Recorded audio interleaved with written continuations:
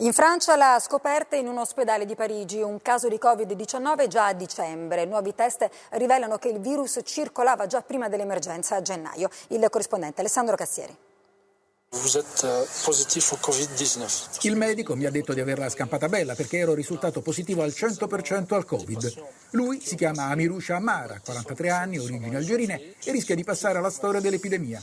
Finora la cronologia ufficiale della scoperta del Covid ha detto che il primo caso in Europa è stato registrato in Francia il 24 gennaio. Si trattava di un turista cinese e che una settimana dopo il primo morto fosse un altro cinese, ottantenne, ma adesso sembra accertato che già un mese prima, il 27 dicembre, il virus fosse in Francia.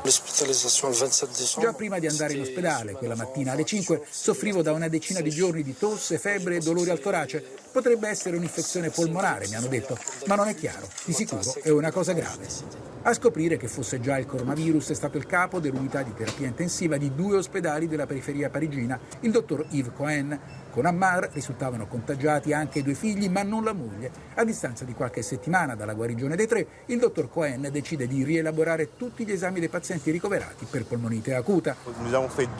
Abbiamo fatto 2 cicli di analisi molecolari e entrambi hanno confermato la positività, così come l'esame delle lesioni al torace, risultate specifiche da Covid.